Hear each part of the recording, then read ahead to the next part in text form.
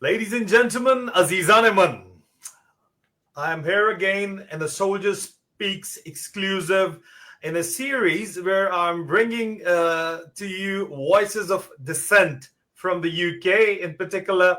Well, they are not voices of dissent, they are the voices of reason. And today we've got Matt O'Brennan with us. Hello, Matt. How are you? Thank you for joining in. So, before Matt introduces himself as a Kiwi musician, a media artist, and a Assange activist, but I believe Matt is a voice of dissent and a voice of reason. But we'll welcome Matt to this program, and we'll ask Matt himself to introduce. We'll ask Matt to introduce himself in his own words. Welcome to the program. Welcome to Soldier Speaks exclusive, Matt. How are you? And how would you like to introduce yourself to the audience? Thanks so much. Yeah, pleasure to be on here and speak to your audience. We met here on a radio station here in Bristol, and the struggle for freedom is a global struggle. And you being from Pakistan, I'm very conscious that we have Imran Khan in prison there in solitary confinement. This is completely abhorrent, and the most popular politician in Pakistan's history, arguably, absolute disgrace to all standards of democracy, that he is imprisoned and we must free him. And I campaigned to free Julian Assange. Similar reasons, he's standing up for the people and he's in jail. We cannot allow this, and we need to use peaceful solidarity to achieve these means. So that's my philosophy on achieving justice, is using non-violence, solidarity, because generally people are good. People want justice and peace. So we just need to be organized and we need to work together to achieve it. So, Matt, what has been your journey like so far? I mean, we met at Tony Gosling's radio show in Bristol. I traveled from to Bristol, and that was our first introduction. And you struck me as a voice of reason, and voices of reason are the voices of dissent. And voices of dissent, I believe, are not allowed to be aired on mainstream media, which is also called the legacy media now. So that is why, thankfully, we've got our own platforms like the radio show we had with we've got with Tony Gosling. That's a very important platform. So, what has been your journey like, and how did you reach at this point to become a voice of dissent, voice of reason, of course, but the voice of dissent? What has been the journey like? Yeah, great. So I love what you say about the legacy media, and the fact that we now have platforms like yourself. It's so wonderful to see that voices outside of the mainstream can now, in fact, become the mainstream. Someone like Joe Rogan rates higher than CNN now. Now, regardless of what you think of Joe Rogan, it doesn't really matter. The point is that now someone could grab a camera and a microphone, an internet connection, and away you go. If you do something that speaks to an audience, you can have a chance, and you don't need to be on these millionaire platforms. Of course, we need to be mindful. Are we only sharing on millionaires' social media platforms? That's another question. But to your other question, how did I get involved in being active in the struggles for freedom? Funnily enough, it was because of social media. A friend of mine changed his profile picture to a photo of Julian Assange, the WikiLeaks founder, who was imprisoned in the UK. I hope your listeners know about it. I'm sure many of them do. If you don't, look him up. Julian Assange is a household name. Everybody knows him. Yes, and for good reason. So, and I mean, even here in the UK, I still meet people who sometimes don't know him. So, but anyway, I saw this picture keeping on coming up on my friend's profile on Facebook, and it kept reminding me, because back then, this was back in about 2019, maybe 2020. Even I wasn't very familiar. I knew vaguely of Julian Assange, but I did not know the details. I knew he was in the embassy, and then next thing you know, he's in a police van going to prison. And then, hold on, what's going on here? So finally, I decided to research it. And At that time, I was not really following the media because I didn't really trust it anyway. And I was right to not trust it, but we need some news. And, now I've learned that there are good journalists you can follow. Someone like yourself, there's, many voices, as you say, voices of conscience and reason. And so it's up to us to determine who those are and follow those. But I did some research and I found an incredible voice of reason and justice in the UN Special Rapporteur. Some of you may be familiar with Francesca Albanese, the fantastic UN Special Rapporteur for Palestine, who's done such great work. There are others, and the UN Special Rapporteur for Torture in 2020 was Nils Melzer, and he investigated and reported on the Assange case, and what he found shocked him to his core. He did not expect to find what he found, and if you want to read his report, it's the best I can recommend about Assange. There's an article he wrote called "A Murderous System is Being Created Before Our Eyes." It sounds like hyperbole or exaggeration. No. And we can see now the effects of this in Gaza. They really are this bold and daring to think that they can get away with these war crimes in daylight because, well, they succeeded in putting Julian Assange in jail, not for committing war crimes, but for exposing them, for publishing evidence of them in conjunction with the five major newspapers in the world: The Guardian, The New York Times, Der Spiegel, El País, and Le Monde. 5 biggest newspapers. They worked on those releases with him here in London and the UK. There's even video of it on YouTube. They're working together. Next thing you know, Julian Assange is being, first they smeared him, of course, and then eventually prosecuted him for receiving and publishing classified information. However, it was classified information of state crimes, which is not supposed to be classified. And that's supposed to be a protected act under the First Amendment. So we're getting straight into your question now as well about, do we have freedom of speech in the West? No. Unfortunately, the Assange case has stepped over that line. For the first time, the US and the UK have been mostly technically democracies, but of course they do naughty things in the dark. The Assange case showed that when you expose things properly, like WikiLeaks did, they have to react. Unfortunately, so they have a choice: either stop causing so much harm and doing so many crimes, or they have to abandon democracy and become autocracies, censoring, and that's unfortunately the route that they are choosing. It's not too late; they can come back, but for now, no. The Assange case means that they can jail you for publishing evidence of state crimes, even in England, by the US. As a complete sham. So yeah, it's tragic, but this is what we have to work with.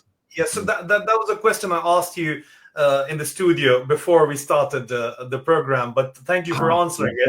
I had to come to it later. No worries. But before we go to the brass tacks, Matt, I wanted to ask you a bit, a personal question about your personal journey. Being a TV musician from New Zealand, how did you ended up in the United Kingdom? We understand your motivation to become an activist, and you're working as a journalist as well now. That's where we've been introduced. But what were your motivations to move all the way from from New Zealand, settle in the United Kingdom, and doing what you're doing? What the motivations and what's the background story to it? Just so that the audience can actually relate a bit better, because we are going to move to some serious topics after this, please. Yeah, for sure. Sorry, I'm too keen. I always want to jump right into the deep end, but thank you. No, for the audience, my story. Yeah, a lot of people ask me all the time, why did you leave New Zealand? You're crazy. It's a beautiful country, which it absolutely is. It's all true what they say about New Zealand. It's beautiful. But it's small and it's isolated, which makes it wonderful, but it also means that it's difficult if you want to travel, if you want to connect with many people and collaborate. It's challenging. But the real reason that I left was Julian Assange. And So, I researched the case. I got immediately decided I'm going to do whatever I can to free this man and stop this, because this is a threat to Western democracy. This is a threat to the whole world, because if the empire can commit war crimes wherever they like and then punish the journalists, nobody is safe. So I was determined. I'm going to do everything I can until that man is free. And that's what I did for the next 5 years. So I left New Zealand after, one thing I did is I wore an orange Guantanamo Bay style jumpsuit. Every day I left the house, even if I'm going to the supermarket, the cinema, everywhere. And I had a prisoner sign, like a mugshot they held up with the prisoner number of Julian Assange's actual number and saying free Assange. And people would come up to me and ask me, why are you, wearing this in the supermarket? And I could tell them. So every time I went out, I would have, 5 or 10 conversations.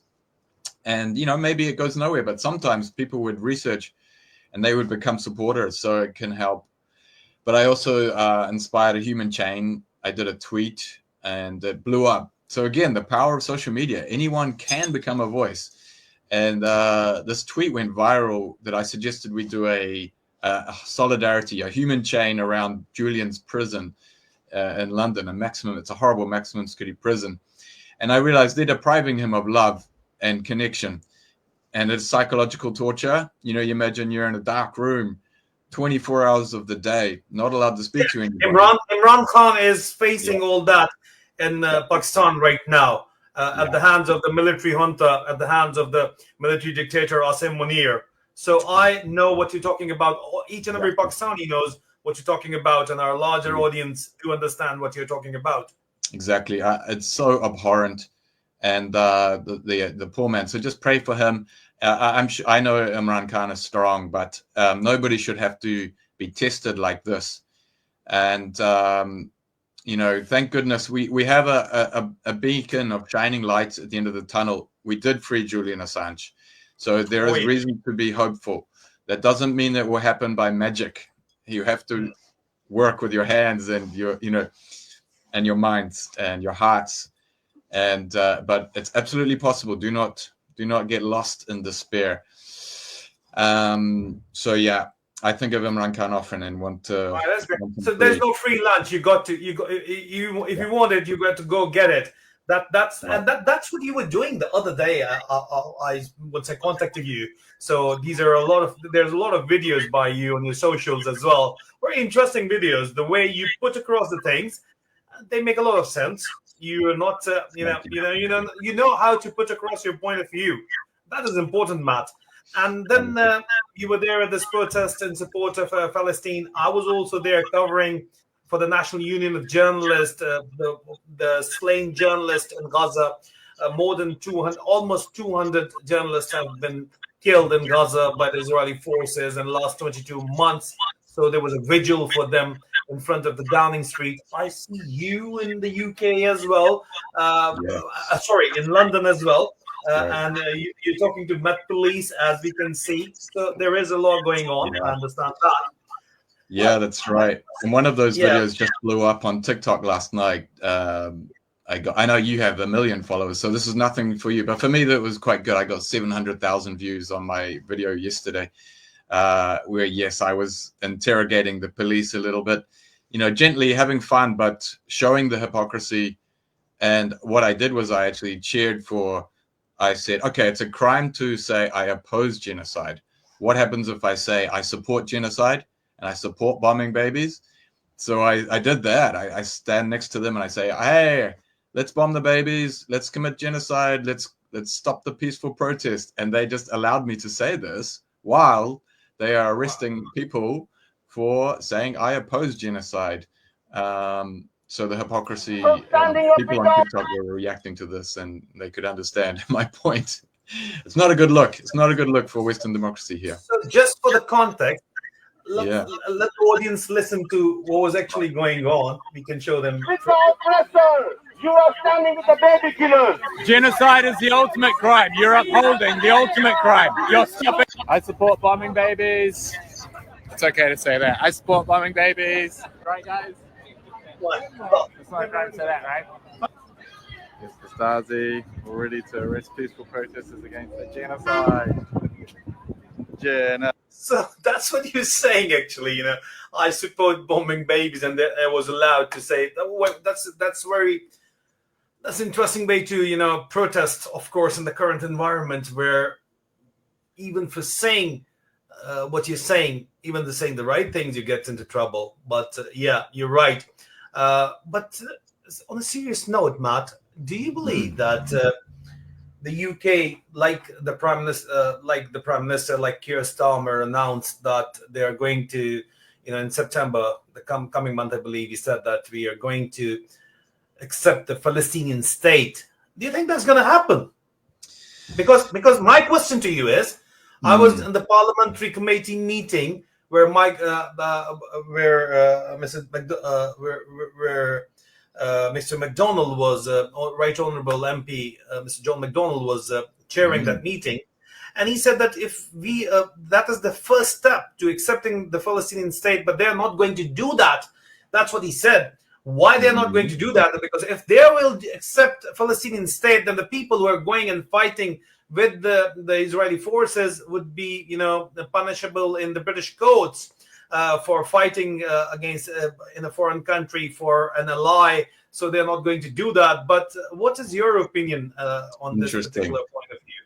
And can I ask? I wasn't there. That's great to get that. Was he talking about Secret Armed Services UK currently in Gaza, which I understand is happening, although not reported very well? He was talking about everyone fighting alongside the Israeli forces, because it was his point, because I asked him a specific question in this closed-door parliamentary meeting, and he's the head of the National Union of Journalists parliamentary group. So we were invited in this meeting, and I asked him that the UK's strategic community's point of view is that if you have to, prioritize supporting Israel because it is our strategic concern. It benefits our security. It is a strategic priority, and for doing that, you have to compromise on certain freedoms. And I was referring to a briefing I attended regarding this particular topic in King's College London not very long ago. It was last month, I suppose. So I quoted that, and there were a lot of the brilliant minds of the strategic community of UK were sitting there. And then there was another meeting in the Whitehall. I was referring to that as well. I covered that as well. I was invited there. So I referenced to that argument by the strategic community that in order to prioritize your strategic interest in an ever-changing world, you have to compromise your freedoms, like the freedom of speech. So under the circumstances, what is the way forward? I asked him, and he said the way forward is only to accept Palestine. But in the same breath, he said that they're not going to do that. Why? Because the people who are fighting alongside the Israeli forces could be taken to the courts for war crimes or whatever in the UK. So they're not going to do that. That was his point of view. And then later on, Keir Starmer said that we are going to accept the Palestinian state. Now, my question to you is whether we're going to do that or not, because there are two opposing points from Mr. John McDonnell, who's another voice of dissent sitting in them as the member of parliament, and a good man, definitely a good man. He spoke up for Assange. That's my test. If they spoke up for Julian Assange, that's a huge test passed, for journalists, for politicians. No, so I see what you're saying. Do you think the UK is going to accept the Palestinian state or not? Yeah, it's an interesting question. I think the question is, do they intend to? And I would say unlikely, as you've put there, and that's a very good reason. They're flying spy flights over Gaza every day the last 2 years. Again, not well reported, but except by Matt Kennard, the Palestine Deep Dive, incredible investigative journalists here in the UK. If everyone, I suggest follow Matt Kennard and Palestine Deep Dive.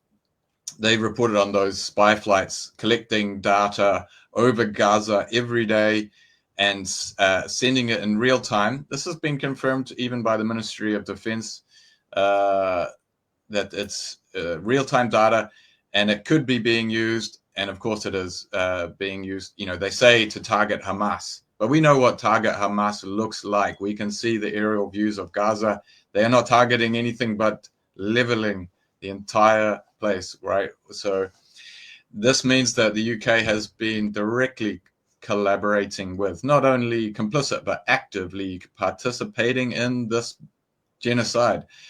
The scholars now, the consensus is it's a genocide. So we can call it this. We can see it with our own eyes. We don't need an expert. And it's Yeah. shocking. So Matt, what do you say? I know that's the voice of dissent there. But what do you say to the counter argument, which I've just presented to you, which comes from the strategic community of the UK, saying that we need the strategic leverage and the strategic influence which we get from supporting Israel because the US is supporting Israel, isn't it? So we need that leverage, and we need to stay in the game, and we need why do we need that? They said we need that to make good business deals after Brexit, for running our economy and keeping it relevant, and to stay relevant. So that is the counter argument, and I know that's the devil's. I'm being the devil's advocate over here. All right, absolutely. So what do you say to that? Yeah, exactly. I mean, exactly. What can you say to that? I think that if the cost of your and really it's not survival, it is dominance. They want to preserve economic dominance, which is they've already lost. Actually, technically, the BRICS consortium of nations now has a bigger combined wealth in terms of GDP than the G7. So we actually already have had a global power shift in terms of economics. So they are desperate, and not enough people are talking about this. It's a very good question you've brought up. They are not saying it because it would sound completely disgusting and unreasonable, really. Say, well, we need those for our economic interests. It's blood money, isn't it? They're shedding millions of, hundreds of thousands of people's blood so they can get, yes, there is natural gas off the coast of Gaza. And, Rishi Sunak's wife has shares in this, and yes, the idea of the greater Israel, of course. One US politician who unfortunately, he's a very good politician, but except on Israel, which is quite common. But he said that this is RFK Jr. He said Israel is like an aircraft carrier for us in the Middle East. I'm like, oh, he just said exactly what it is. We know this, people that are paying attention. Yeah, it's an aircraft carrier for them. It's a military outpost, a way to conquer and control. And he said, we don't want Russia and China getting the gas and the oil in the Middle East. And really what he's saying is that, they're already dominating us economically. And if we allow them to come in and make deals across the Middle East, we will be in big trouble, which BRICS has shown a willingness to do, is to stop trading in the US dollar, the petrodollar. And so they want to control that area. And it just all comes back to resources and colonial domination, doesn't it? There's the oil here. Oh, suddenly the US has to fight for democracy in Iraq. And we just happen to find all of this oil. How convenient. Ukraine, I asked Grok AI, I'd like to talk to Grok AI and other AIs sometimes to give some reference. I said, what is the most resource-rich area in Eastern Europe? In one word, Ukraine. Is this a coincidence? I know we're going to come back to Ukraine.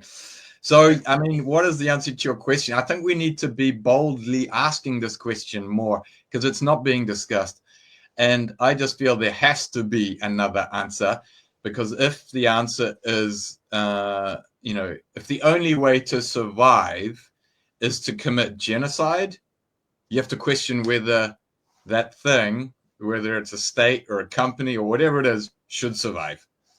So I think to be fair, the counter argument which you're putting forward is that the strategic community needs to be told that you have to balance out and you have to, analyze the cost and benefit analysis between using brute force by supporting Israel or and gaining the leverage which you seek, or through the soft power. I mean, English language soft power will always stay relevant for you. You will always have that kind of, but then there the US as well, there also speaks English. But at the same time, the soft power leverage can give you far-reaching, benefits if you compare it with brute force. So that's a debate of another time. No, you're exactly right. That's exactly what it is. They are sacrificing their soft power, which is really the most sustainable, the most powerful. The US has gotten away with literal murder for the last, sort of 80 years or so, because they have branded themselves quite successfully as flying the flag of freedom. If you say, what is the one word that we are told to think about United States, it's freedom. But actually, if you peer behind the curtain, it's not what it is. It's unfortunately, it's certainly in terms of foreign policy, it's their version of democracy is give us what we want, or you're going to get it. And of course, the US backed the coup against Imran Khan, for example. And I noticed that Pakistani leadership has just cut a deal with Trump for some oil. So, what a convenient thing! Not a coincidence. But that's I think that's for the public relationing purposes, because on ground, Pakistan is buying oil from the US. And they're saying we'll dig oil in Pakistan, whereas Pakistan is buying oil from the US. And the Pakistani leadership is effectively Pakistani dictators, the military dictators who do not enjoy the public mandate. So obviously they don't want somebody as independent as Imran Khan. That's why the regime change against Imran Khan was supported by the US. It's now on record, and the Pakistani military played the pivotal role, as always, in facilitating the US. In fact, the idea was floated to the US by the Pakistani military. So that is an interesting debate. But going to Ukraine, Ukraine has got a resource curse right now. That is what Pakistan is facing as well. Pakistan's largest province, 44% of its land mass, is Balochistan. There's a military operation going on there right now. There is no internet access to half of the country. That is Balochistan, the province of Balochistan. There's an insurgency going on. There are casualties on daily basis. And that area is resource rich. It's got gold. It's got critical minerals. The Chinese are in there. Now, I'm leading this to my next question. The Chinese are involved in there. The Pakistani military wants to, suck in the Americans in that area so that they can profit off the superpower rivalry. And they've always been doing that. They've done that between the USSR and the USA, and then now they're doing it between China and the USA. So they're representing their own country as the battleground for superpowers. And of course, there are casualties, there are collateral damage, but they accept it till the time the Pakistani generals are profiting out of it. As for the general public, for 250 million people, well, they're not people to them, they're sheeple to them, as sheeps. They're being used. And you do understand the term from being a Kiwi, right? So they're using so they're using that. So the question is that there is, without doubt, the new Cold War, right? Going on. Today I've started reading this book about the new Cold War. It's a very interesting book by Gilbert Achcar. So I'll give you an analysis later on. But the new Cold War is in between the United States, Russia, and China, from Kosovo to Ukraine, and now to Pakistan as well. Who do you think is winning this Cold War, by the way?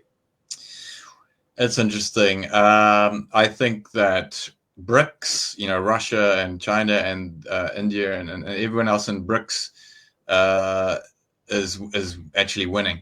They're standing back. They say, there's a saying that don't interrupt your enemy when they're making a mistake. Now, I would actually like some countries to interrupt what is happening, for example, in Gaza, with a peacekeeping force, but there's also something to be said that they are just watching as the US and the UK, as you say, are sacrificing their soft power, which to me is the strongest power. Tyrannies do not last. They yes, for a while, but eventually people get sick of it and they smash it down. They find a way. Maybe we are walking into a new dangerous time where tyranny has a chance to succeed for the first time in human history.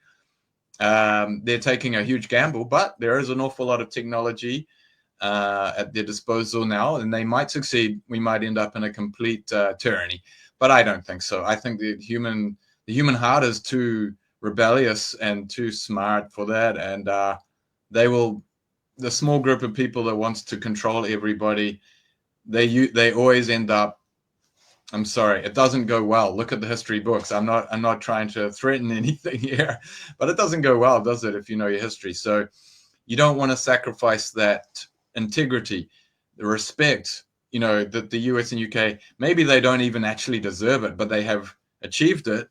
Now they are selling it. They think they can get away with it. I call it like the emperor's new clothes. The story of the emperor's new clothes. They're walking around completely naked. They think that they're clothes we can see on our phones. No, that's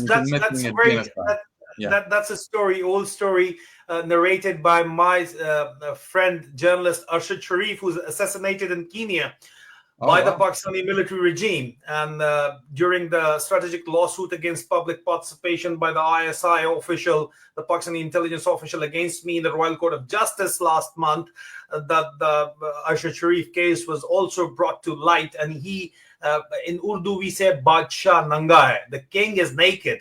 So the king is naked, you're right, everybody can see it, but if you conclude your point, then I'll come to the next. Yeah, I don't know what they're thinking, except maybe I do, because maybe their intention is, we don't care, we will use censorship, tyranny, violence. There's a very serious danger of all of that coming upon us.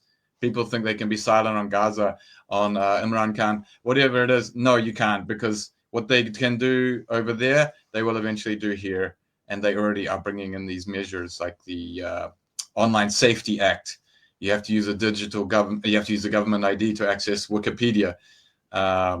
This is bizarre, No, this is not good. It's very dangerous.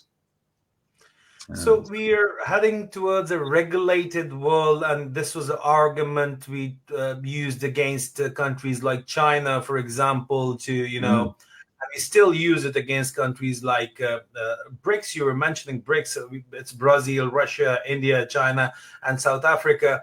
So these countries, if they do work together, they've got the potential to, win over the G7. But right now, there is another interesting aspect. Let me put that across to you. The countries like G7, or let's say the European or the US-led Western Alliance, they've got shared values, a lot of them. BRICS, right now, as it stands today, there aren't many shared values other than monetary gains, all right? Making a singular currency, maybe. With President Trump, annoying Indians, it is a possibility now that BRICS may work in future, but I'm sure they've got counter strategy in place. As of now, the US-led West is way ahead, frankly and honestly. Why I say this? Because the great power rivalry right now, the principal rivals are China and the US. And the Russians are only watching. Yes, they are fighting the West in Ukraine. And President Trump is, and that is where we're heading. President Trump seems desperate to strike a deal. And in that connection, what is your reading? Doesn't he sound really desperate to strike a deal? And if he does strike a deal, and Russia, they have to give some space. They have to give landmass to the Russians, and if they do give it, all right, that's a specialist subject, and I've got Theo Mullis coming over tomorrow to discuss that with me. But Right. as a whole, from a Western perspective, from an independent perspective, from the perspective of a thinking mind, from the perspective of a dissident, what do you think about the Putin-Trump meeting? In this context, let me clarify one point as well, that if China and US, they are fighting amongst each other, and Pakistanis are providing that battleground once again, like they provided to the USSR and the US. So it looks like that the great power rivalry is again going to be decided in South Asia and Central Asia. And if that is going to be the case, then the Russians are quite happy with it, because they want the Chinese. That's an argument that they want Chinese and the Americans to fight it out, while they're there to go and just cash upon the spoils in the Europe as well. So in that context, how important is the Putin-Trump meeting, and what are your impressions of it?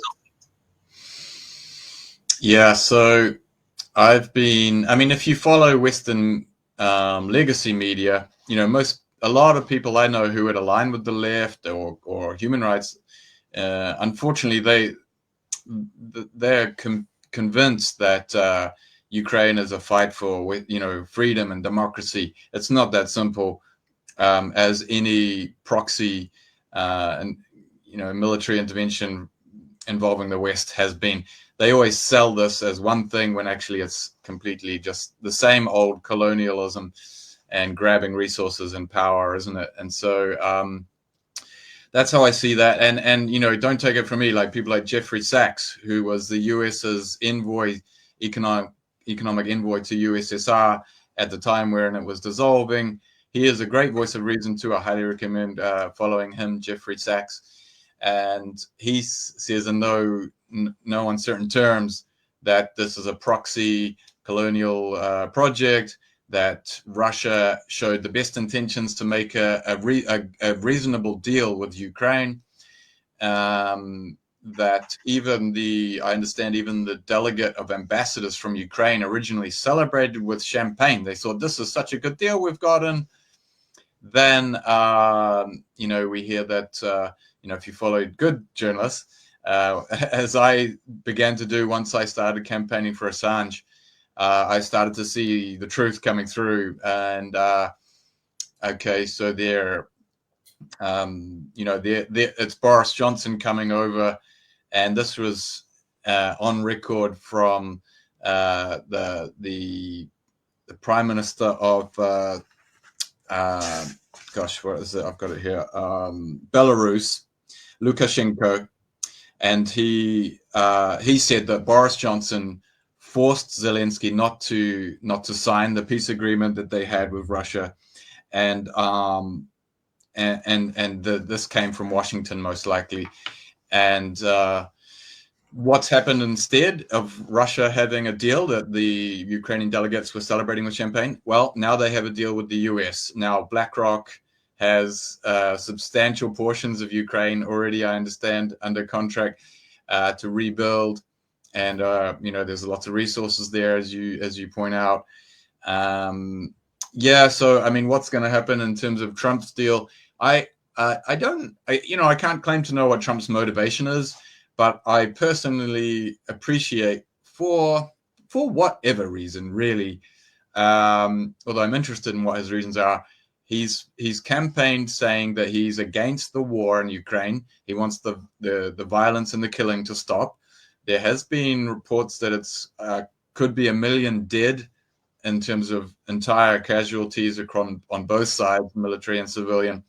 That's a lot of people, 1 million people to die. Trump says that it never would have happened if he was elected in 2020, and he promised to stop it when he came in. And some would say, "Oh, he hasn't stopped it." Well, I think he's done all he can to stop it. He's stopped supplying the weapons. He even rebuked very forcefully Zelensky in quite an unprecedented way in front of the media. Frankly, I'm afraid some people were disgusted by that. I'm afraid I was relieved because he was saying, look, you're going to cause World War III. And that's true. They were. The doomsday clock literally moved closer to midnight. That's the nuclear doomsday clock from atomic scientists that's been upheld since Hiroshima and Nagasaki, I believe. And it's the closest to midnight it's ever been since Biden's term. And so, because they were pulling in Russia into this conflict, and they're supplying weapons, depleted uranium weapons, all the red lines. And there's even, was it the CIA, former CIA director, William Burns in 2008 said that a decision, that the idea of Ukraine joining NATO was a decision Russia does not want to face. Yeah. Meaning it would spur up all kinds of things, threatening the security of Russia.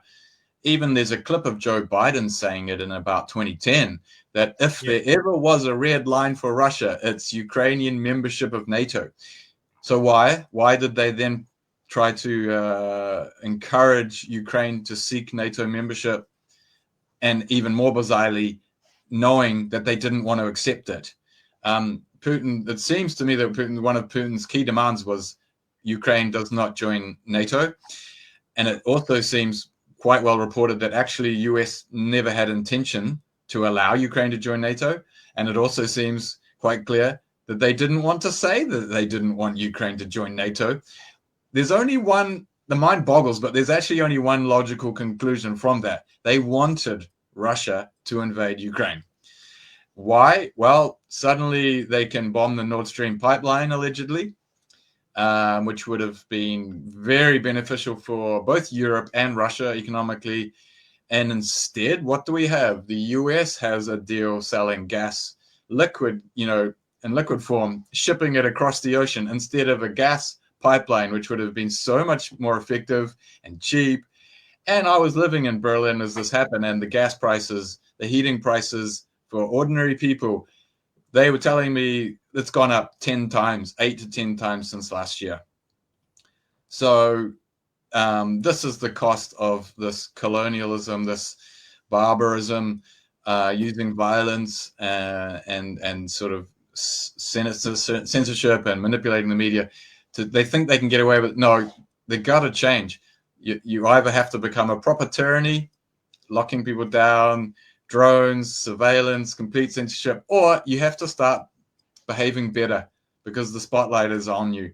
And I think we have to find other ways to be economically successful and sustainable that don't involve murdering millions of people constantly. I mean, the US has been involved in bombing for all but 16 years of its existence. This is not tenable under the connected world that we are in now with the internet. Here I have a webcam and a microphone, and we can talk and share these important ideas and discuss these for listeners around the world. I think it's wonderful. And we have to, as long as we keep this, we have a real chance of justice and a world that actually works and doesn't have to involve violence. I just know, I can't tell you, I'm not the expert to sit and say, this is what the US and UK need to do to be economically sustainable and secure. That doesn't involve murdering people for oil. But I just am hopeful enough that if we put our minds together, maybe we can find a better way than murdering lots of people.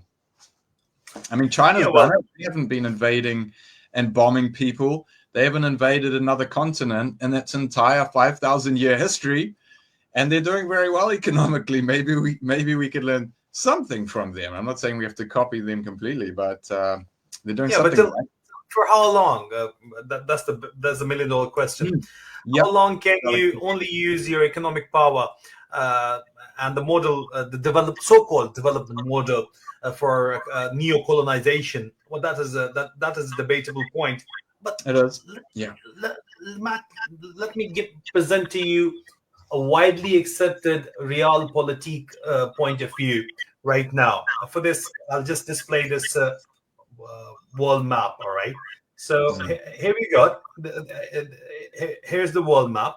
So if you now, this is you need to understand the future of the future of the world right now, the future energy of the world right now, it is in the Pacific Ocean because of the melting seas, because of the global warming.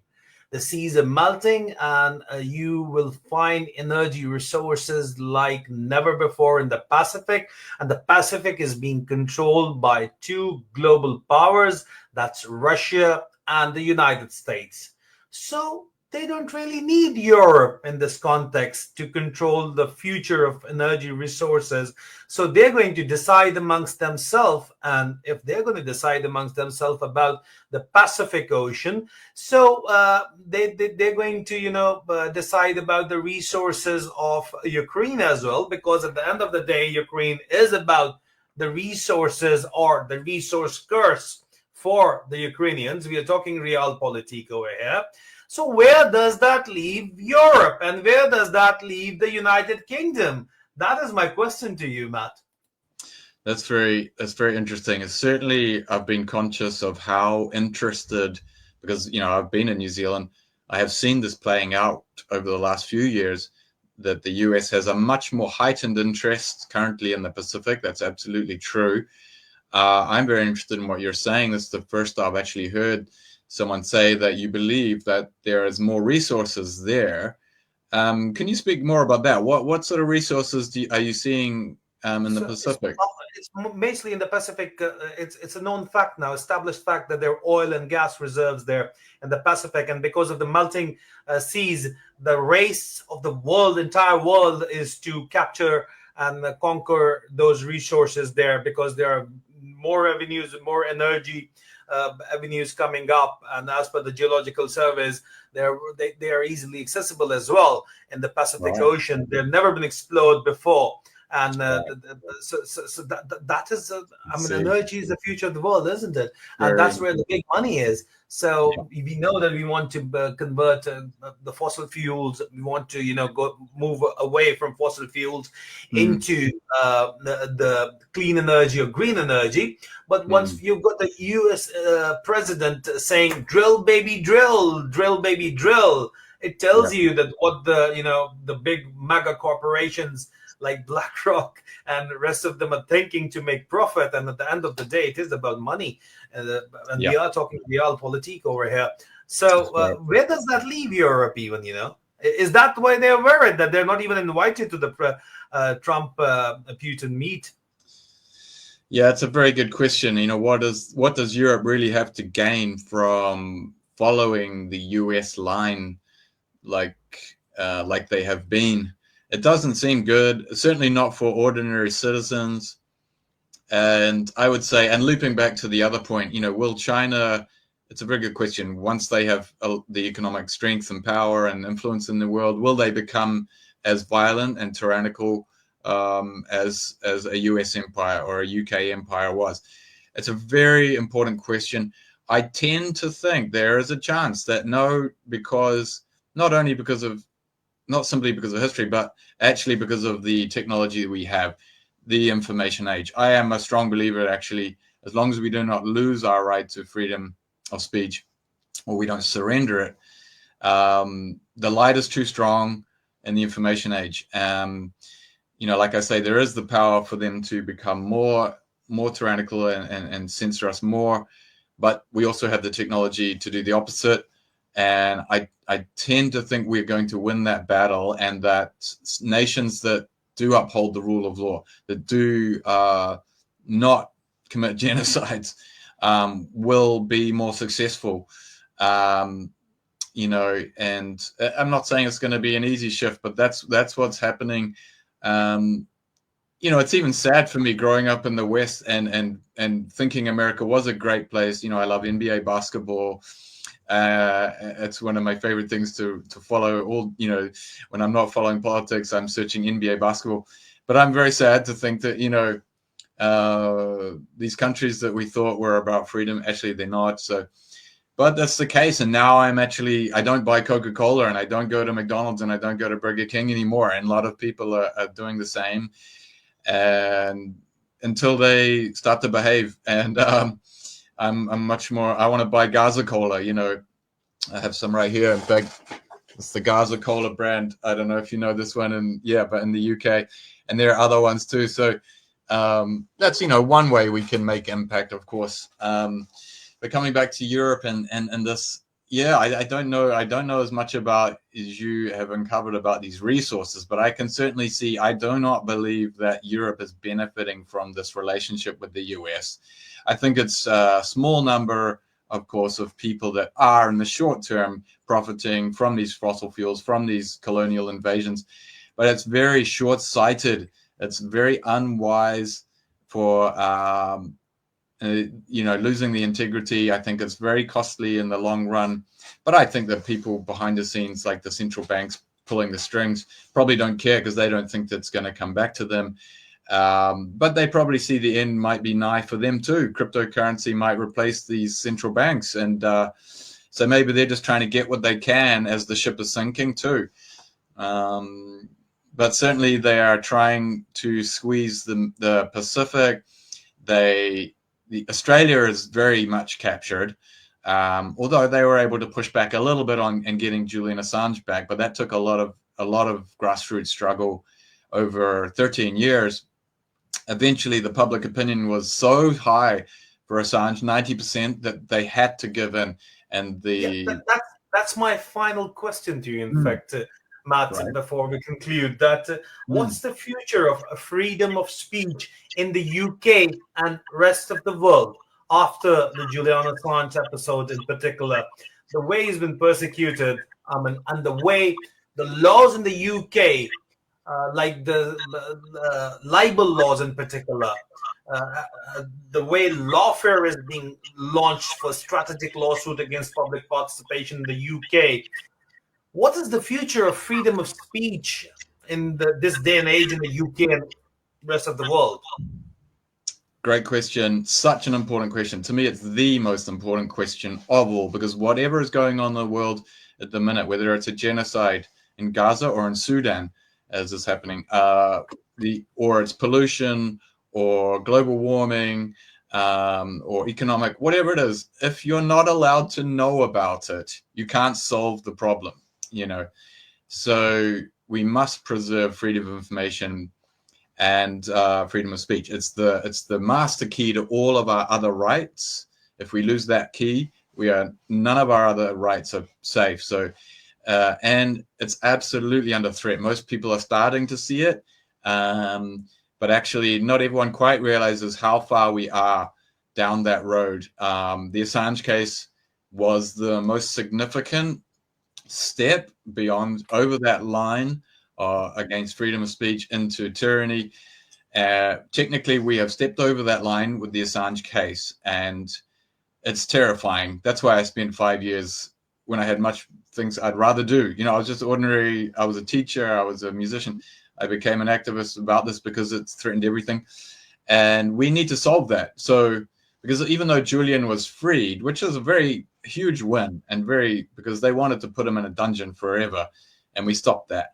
However, we didn't win yet, because they made him plead guilty to what he did, which was journalism, award-winning journalism.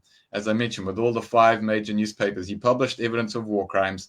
He did it He did it, with integrity. He censored things he should, and this is criminalized journalism. This is criminalized revealing state crimes. That is the biggest threat to freedom and freedom and democracy that we have had here in the UK and in the West. I would say, arguably since the Enlightenment. I can't think of a case where it's like, oh, here's an Australian working in Europe, publishing evidence of United States horrific war crimes, illegal invasions, killing millions of people, and torture. That's a crime, and we're going to stick him and we're going to torture him in front of full view of everybody. So it's really bad. We are on the wrong side. What is the future? We have 2 options. One, we managed to win. We managed to undo that precedent, the Assange precedent, and other ones that are going on too. There are others, of course, but this is the top. we need to protect journalists against extradition to the United States. We need to get a public interest defense into the Official Secrets Act in the UK, and we need to get a public interest defense, or I like to say we need to burn the Espionage Act. We could reform it, but burn has a nice catch to it. And they've used that to go after Snowden, Chelsea Manning, the whistleblowers who revealed all of these war crimes, and then the publisher, Julian Assange. And the public interest defense means they're not allowed to say what they published or why. So the jury will never understand what they did, and they will just, well, they're just a traitor, they're just a spy. No, let the jury hear what they published and why. Snowden said he will face a jury if he's allowed to. So the Espionage Act is the one they use. That's the danger. But so either we successfully reform, but there's actually another alternative. So that's one. We reform the laws and we get back to some sensible laws that protect the First Amendment in the US and freedom of speech in Europe. Or we don't worry anymore about states and laws trying to silence us. I mean, I suggest we do both of these. But the alternative is we use systems. What's the price? There's a price to be paid for not worrying about it. Oh, no, exactly. So just to clarify, I suggest we do both. But the second option, and we should worry and we should try and win that battle, and I think we can. But the second one, just in case we can't, is to use systems that do not require permission from the government. We need to use systems that cannot be censored and that cannot be surveilled, and they already exist. So the technology, this is the wonderful thing. We live in this time now. And we don't just have this technology to communicate. We also have encryption, and we know how to use decentralized servers. It's the same principle that blockchain is, that cryptocurrency is based on, the blockchain, which is a whole lot of decentralized networks connected together so that not one network can be shut down or censored. This is very hopeful. This means that we can, and we already do have actually, options like Mastodon and Nostr as decentralized social media networks where we can share information without being any possibility of being censored. Like, even if they want to, they cannot censor it. They cannot shut down these decentralized. You're talking about print media, right? You're talking about print media. No, this is online. This is online. So, like if I'm putting out a video on these networks and they can't be taken down, all right. Like the legacy media, and even YouTube is the biggest censorship program. Is right now. I'm an example. YouTube has banned me because the government went after me, and the National Union of Journalists have asked YouTube to, allow me to broadcast, but they're not allowing it. I'm allowed there spontaneously, but I'm not allowed to make my own channel, and that is an example, classic example of censorship. Because at the end of the day, it is a business for them. It is not about freedom of speech for them. So you're giving these platforms for freedom of speech, fine. But if you're going to broadcast there on these platforms, what would happen? They can still come after. They cannot take down my broadcast, but they can come after me. Like the anti-terrorist police came after me here in the UK on the complaint of the Pakistani state because I was I am a whistleblower, and I was blowing the whistle a bit too hard, like Julian Assange. So the anti-terrorist case was launched against me, but I do give credit to the UK's establishment here that after 9 months they could find nothing, but it was 9 months of agony. I was arrested from my home in front of my children. Just imagine the impact. Right? Just imagine the impact. I was arrested. I was kept on bail for 9 months on the counterterrorism charges, which have got a very broad interpretation, mind you. Yeah. So there is a cost to be paid. They cannot take your broadcast down, fine, but they can come after you as a person, as an individual. Where are you going to hide? So in that context, what are you going to do about it? How can you decentralize and then at the same time monetize so you can make a living out of speaking truth to power? How can you do that? That is the question then. Yes, that's right. Great question. I didn't know all of that. And were you detained in jail during the bail? Yeah, no, I was left on You bail were released for back. nine Yeah. months. But I was Yes. my movements were restricted. I had Right. to, even if I had to leave the city for a single night, I had to get prior permission from the police. I had to tell them where I was going, where I was staying. I wasn't allowed to leave the country in any case, and there were Mm, very strict conditions on what I say and what I don't say. And initially, they right. wanted me to stop saying anything at all on social media, but thankfully, I had some excellent solicitors and the lawyers that they fought that out, and they said no, that's not on, because that's his bread Yeah. and butter. He's a journalist. But well, that all happened, and Yeah. that is happening in the UK even, Yeah. so but so-called champion of freedom of speech. But Yeah. then under these circumstances, what hope have we got for journalism? What hope have we got for those speaking truth to power? uh, uh, Already UK is the libel tourism capital of the world. You can come if you got 2-3 million pounds to spare. If you're a state, like in my case, it was the Foreign Intelligence Agency of Pakistan's official coming after me, spending all this money here in the UK just to silence me, just to punish me. That is what slap suits are all about. The strategic lawsuit against public participation are all about. So under these circumstances, what is the future of the freedom of speech? Yeah. Wow. I mean, look at that. I mean, the way it shows so many things, that they're censoring you, stopping you on YouTube, and then coming after you with the Terrorism Act. First of all, congratulations. This is the new Pulitzer Prize. You have a Terrorism Act investigation as a journalist now. It's better than a Pulitzer Prize. I'm following people like you, Richard Medhurst, Craig Murray, Asa Winstanley. All these journalists, Click Clarenberg, have been arrested under these terrorism acts, and this proves that they are good. So follow all of those journalists. You could just search who's been investigated or arrested under terrorism act charges in the UK. Those are the best journalists in the UK, and I'm not even joking. So yeah, it is horrific, and it's actually coming faster and faster. I think because of the genocide in Gaza in particular. And these questions we all need to grapple with. How are we going to maintain freedom of speech? It is the master key to all of our freedoms.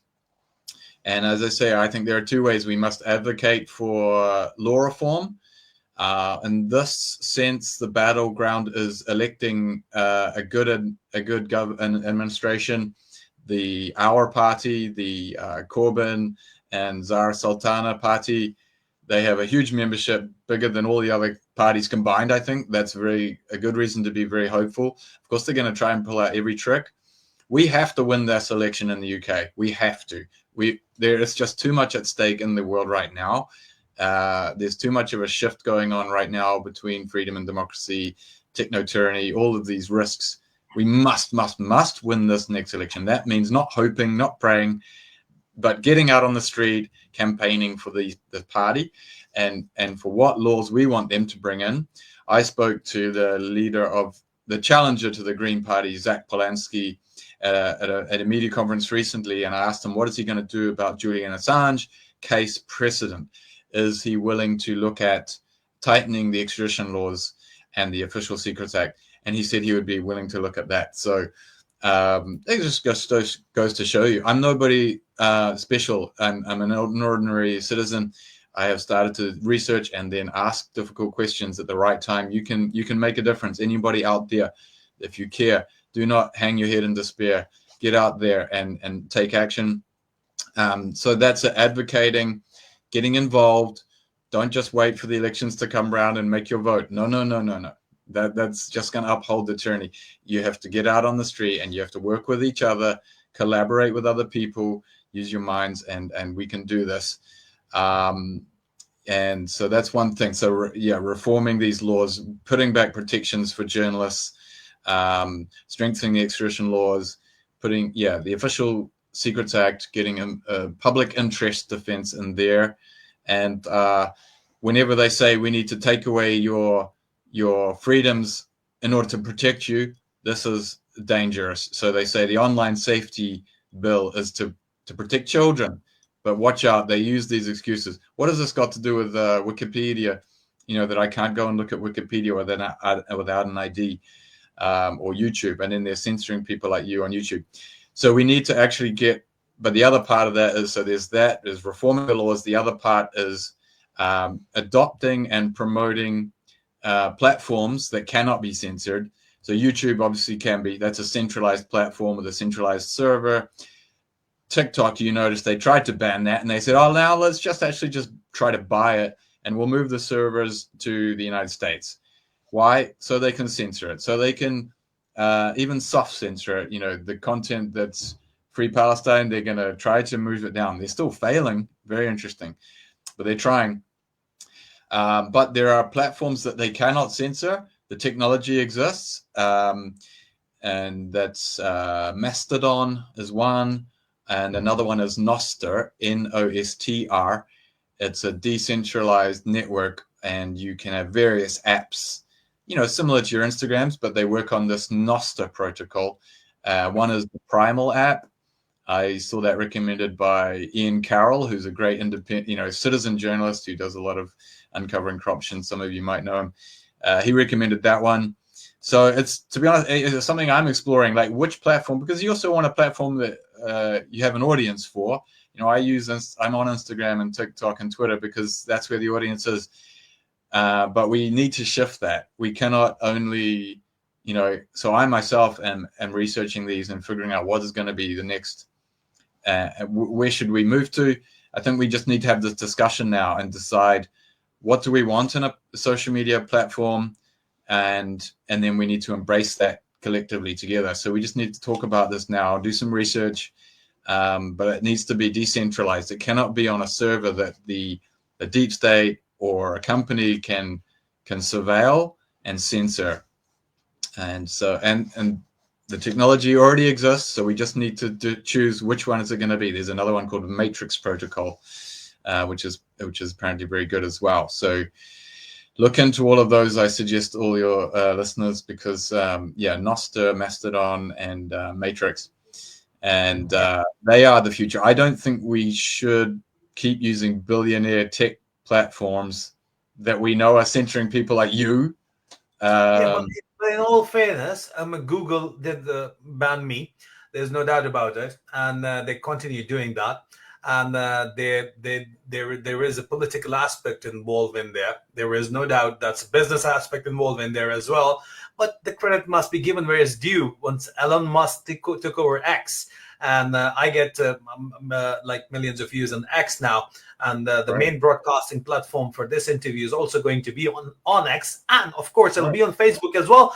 But Facebook is never going to monetize this content. X won't do that as well. But at least they're giving us a platform, and it has got a mass following. That is important. To reach the audience is important. All these platforms are platforms of the future. The youngsters are very well aware of these platforms, and they are going to adopt these platforms. But we're talking about now, right now, the existing platforms on social media which we've got.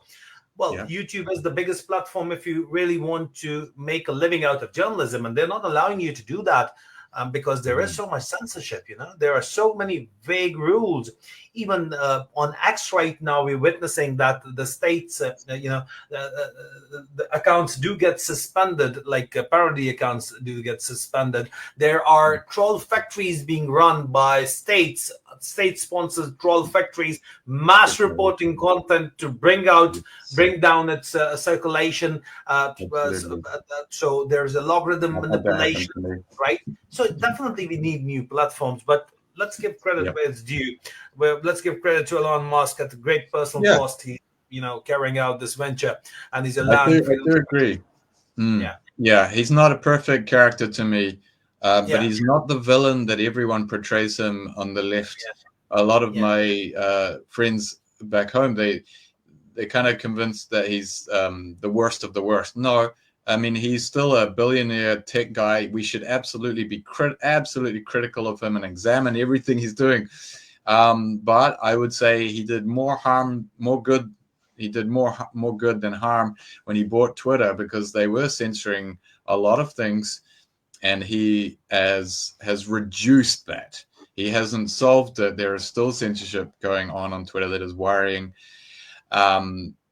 to me, what exemplifies Elon Musk, I come back to, as I said earlier, my test for a journalist or a politician in this day and age. Search their history. Did they speak up for Julian Assange when he was rotting in Belmarsh prison for 5 years for telling the truth? If they didn't, you cannot trust them. For whatever reason, either they're not aware or they're cowards. Either way, you cannot trust them, or they're corrupt. One of those three. None of those are good excuses.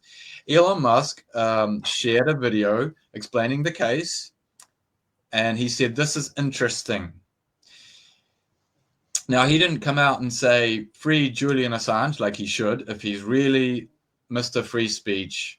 No, I'm sorry. So he doesn't get the title of Mr. Free Speech to me. But as you say, credit where it's due. When he took over, he at least shared that video and said, "Check this out. Let's hear someone else talking about this case and why it attacks the First Amendment." So that's good. And yeah, he revealed the Twitter files, which revealed this shocking complicity, shocking conspiracy between the deep state, which is the intelligence agencies, mainstream media, the New York Times and others, and social media, Facebook and Twitter, and the sitting administration in the US, the Democrats. And this has all been admitted by, if you think this is a conspiracy theory, no, this has been admitted in a letter by Mark Zuckerberg, an open letter, you can read it.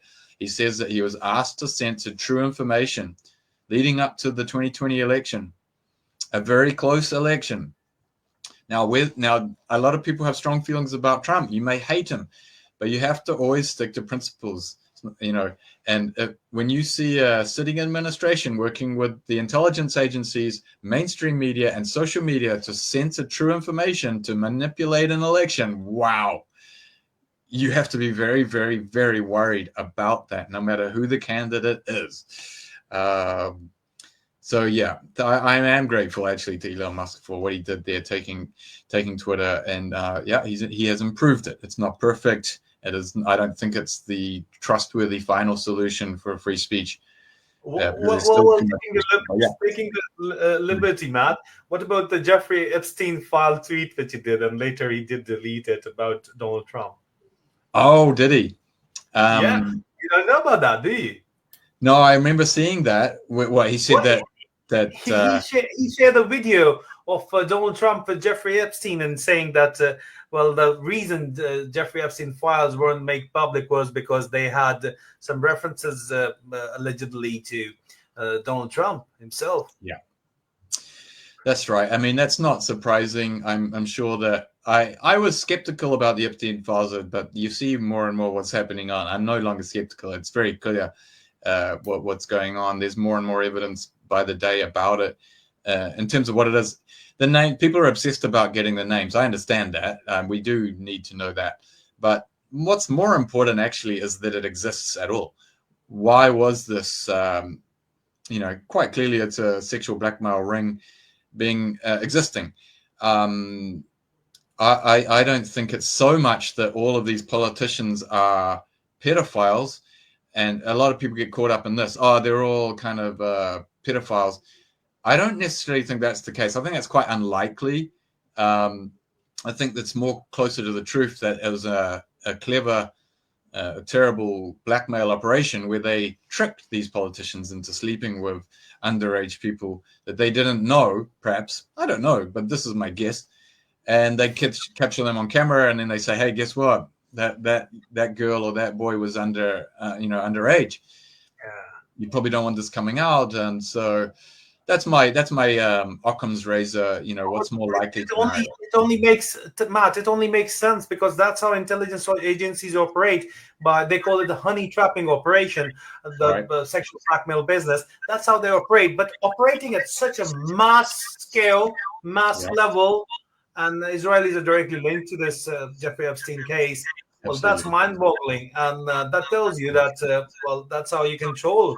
Sex and money has been the controlling, levers of if they are the controlling levers of how they're operating. So God save us all. Then, yeah, you have to be very careful. I mean, obviously, when sexual abuse comes up, we instantly emotionally stirred up to protect, because it's natural. We want to protect women from violence, and anyone from sexual violence or violence of any kind. But these stir up strong emotions. Unfortunately, we have to balance protecting women with being, unfortunately, cynical about accusations, at least of controversial figures like a Julian Assange. Now, that doesn't mean that we should allow them, we should also investigate any accusation against anybody, but we should apply a very strong critical lens. Someone like Russell Brand, I mean, he was very clearly a promiscuous guy. He's admitted this. But why did he become investigated 10 years later when he's turned over a new leaf, when he's no longer being promiscuous, when he's taken to, meditation and celibacy and stop drugs and things like, and he's now reporting about corruption and doing quite a good job, actually. He's both entertaining and informative. He actually does have reveal some important topics, and he has a huge following. Oh, what a coincidence. Now we're going to come after him for sexual assault allegations. Two things can be true, but I don't know that, if there's truth to these. We just need to be very, very cynical. Unfortunately, now, if someone's accused, we need to look very closely who is making these accusations and why. I mean, they did it to Assange.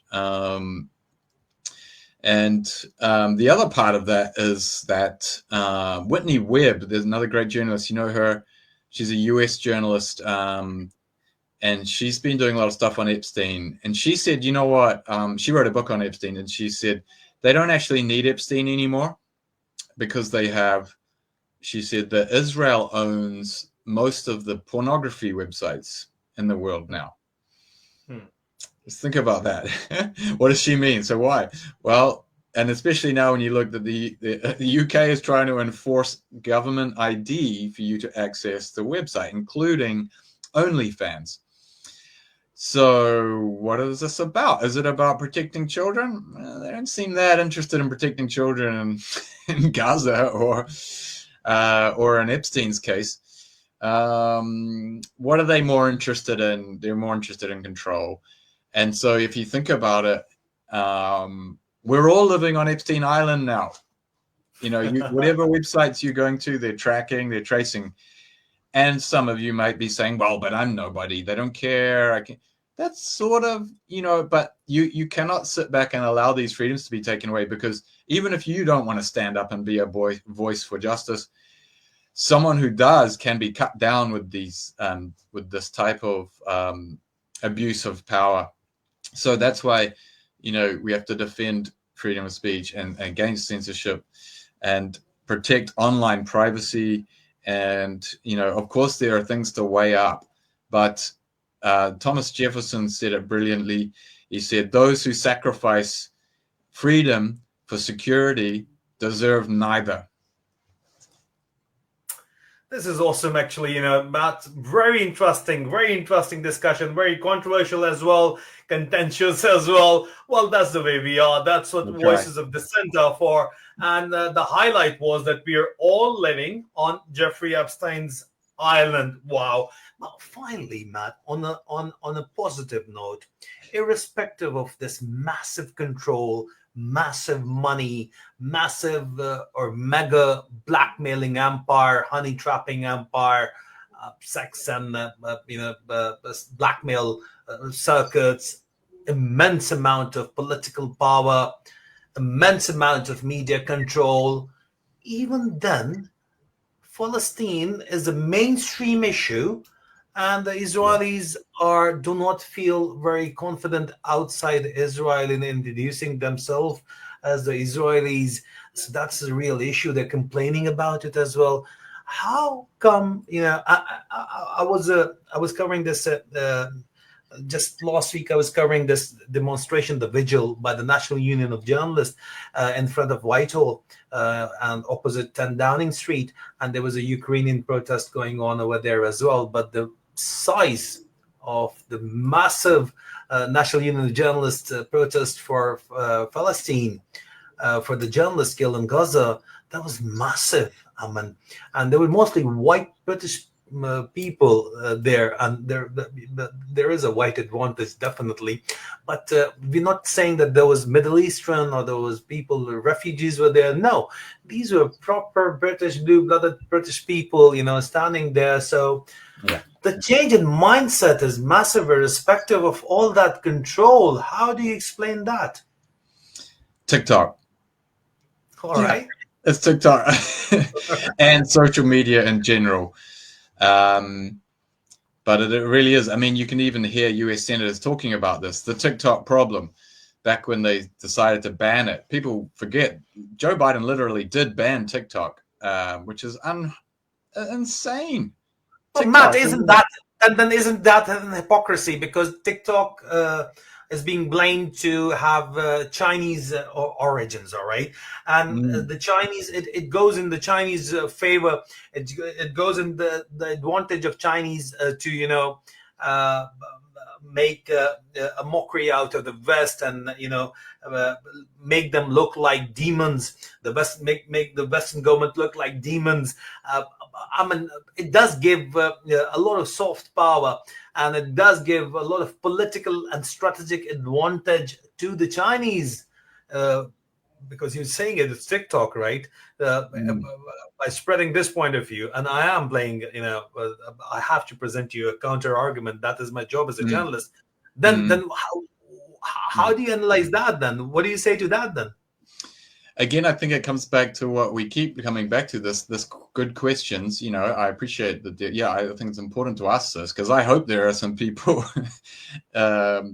on the other side looking at this and considering this. But I think that if you sacrifice your soft power in exchange for hard power, you're calcifying yourself, and you're gonna be smashed. People do not like tyranny. History shows it again and again. And I'm not advocating for a violent revolution. I do not. I advocate for a peaceful solidarity revolution.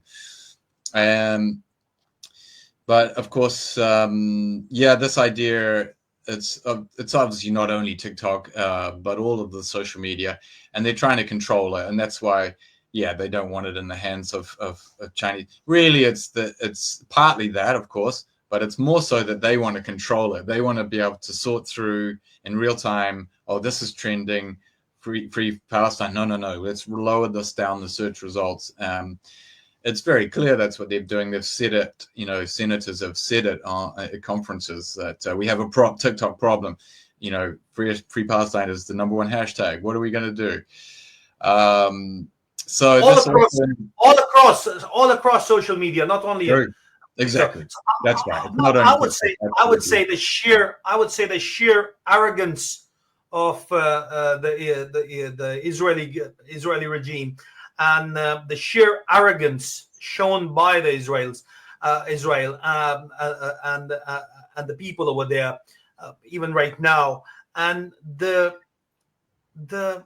images coming out of Gaza, the way they strike you, I swear, Matt, I can't even look at them. I feel ashamed to look at them and do nothing about it. I mean, if you've got a heart, if you've got a thinking mind, and if your heart is in the right place, there's no way in the world the images coming out are not going to move you. So I believe that it's not only TikTok, and TikTok is being used as a tool for manipulation by the Chinese. This is what I believe. That's my personal opinion. But having said that, it is much more than TikTok. The images coming out from there, and the sheer arrogance at display by the Israelis. I mean, that is what really, infuriates you. It makes you think. It makes you wonder, why are you supporting them? And with all due respect to the strategic community of the UK, I believe it, Matt, that if you're sacrificing your soft power and you're exchanging it with so-called hard power or military force, in the long term, that is not a very good deal. You're not gonna benefit out of it. So, final word. Brilliant. No, I'm glad we agree on that, and I think the history books agree with us. I just encourage our leaders to realize that they're selling our integrity which is so much more valuable than anything else. And I'm ashamed, and I'm very worried. And I think about leaving. I think about. I mean, Ireland is standing up. That's one country in Europe that is opposing the genocide. They've even called for a peacekeeping force from the UN to go to Gaza, and that seems needed. But I think that Palestine is a decisive issue that we must win to show them. This is a test now. They are testing us. Can they get away with this? As you say, the arrogance of it, to think that they can do this in front of the world. They miscalculated, I think, that they could control the mainstream, the legacy media, and get away with this. I'm not sure that they thought that social media would have such an impact as it has had. And absolutely, it's not only TikTok at all. I'm kind of partly joking there, but it's true, actually. And it's all the social media. And they're going to try and control that, and they are, which is why I say we need to look at decentralized platforms. But Gaza is a test for humanity. We have to save Gaza. We have to save Palestine. And I really believe in the Sumud flotilla, the international boats. They're about to very soon set sail, delivering aid.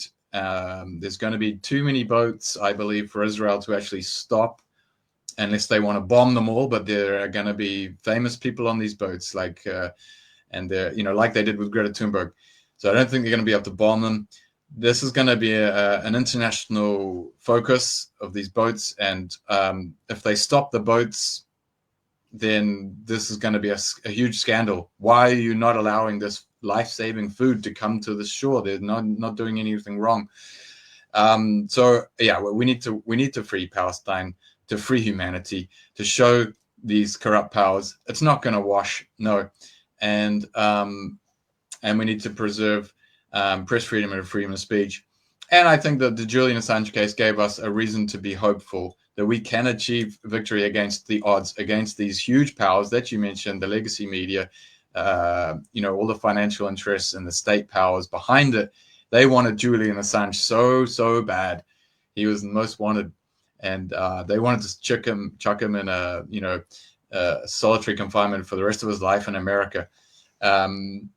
If we had allowed that, that would have been an awful example, and we at least saved him. And we need to change the laws that they used to go for him, but we at least saved him. He's in Australia now with his family, free, with the sun on his face. So we need to do this for Imran Khan, and we need to do this for Palestine. And yeah, it's going to take some work. It's going to be difficult, but it can also be fun. And it's going to, it just, nothing feels better than actually taking some action, even if it's small. I promise you, those people sitting at home wondering what you can do. Yes, think about what you can do, but don't think too long. Take some action. Doesn't matter too much. Just take some action. And we together, it all adds up together.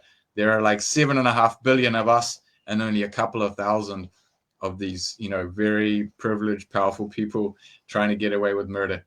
We can stop them easily together if we unite peacefully. Well, ladies and gentlemen, that was Matt O'Brien for you. And the hope for humanity, we have concluded, lies in freedom of speech and consensus rather than authoritarianism and enforcing the implementation of the decision of the top 1% of the world. Well, that's not going to bring peace and prosperity, not even to the top 1%. It'll only bring chaos, and chaos might be predictable in the short term, but it is definitely unpredictable and chaotic, as the name suggests, in the long term. So hope for humanity again is in freedom of speech and consensus. Thank you so very much, Matt O'Brien, for joining us. Ladies and gentlemen, this was Soldiers Speak exclusive for you. Thank you, Adil. Well done. Thank you, Matt. Well said.